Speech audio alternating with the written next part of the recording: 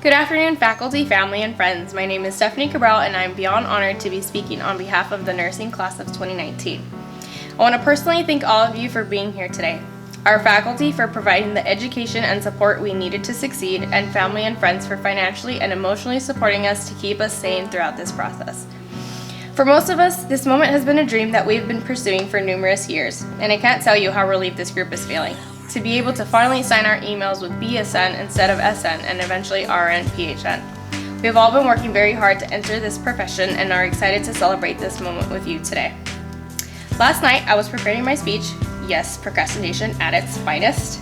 I wanted to find some interesting numbers about this cohort to share with you today. I was especially curious to see how many tests that our cohort has taken over the course of this program. I was surprised to find that the number was only 32. As the midterms and finals combined easily felt like we had taken over 100. This cohort collectively has studied theory coursework for 26,190 hours and completed over 58,320 clinical hours in various areas such as in the community, on medical surgical units, labor and delivery, psychiatric, neonatal intensive care, pediatrics, and perioperative units. We have commuted for hours from the crack of dawn to far beyond sunset to serve in over 4 different counties to care for our patient of the day, who we spent 8 hours or sometimes more prepping on, who might end up just saying, "I don't want a student nurse today." Those days were the worst. Having to scramble and find a new patient with a similar diagnosis and prep all over again seemed impossible. But we held our heads high even on the days we weren't wanted, on the days that we felt would never end with assignments, on the days we weren't sure if we would pass the class, and even when we knew no matter what we did, we wouldn't get more than 4 hours of sleep. This resilience to bounce back from whatever is thrown at you is an essential nursing skill that I have seen in the students and has grown with each challenge this program brought to us, even when we found out our university was switching to semesters and pushed our graduation back. A minor setback, but still overcome. To my fellow classmates, I've been honored to work beside you throughout this program. You each have brought your unique experiences and knowledge to this program and pushed each other to be better. In these 3 years, we've studied together, commuted together, went out after clinicals, shared study guides, and even cried together. It's crazy to think that this journey together is finally coming to an end. I'm so inspired by this amazing group of future nurses. You each have the strength to heal and advocate for others with compassion. You have shown that you can collaborate with a healthcare team in inpatient and outpatient settings with your patient's best interests in mind. You've challenged what has been set before you in order to change current practices and policies. You've dedicated 3 years of your life to learn how to care for others, and that in itself deserves a lot of respect. In Level 2, our skills instructor, Marissa Raphael, had us write down the answer to nursing is.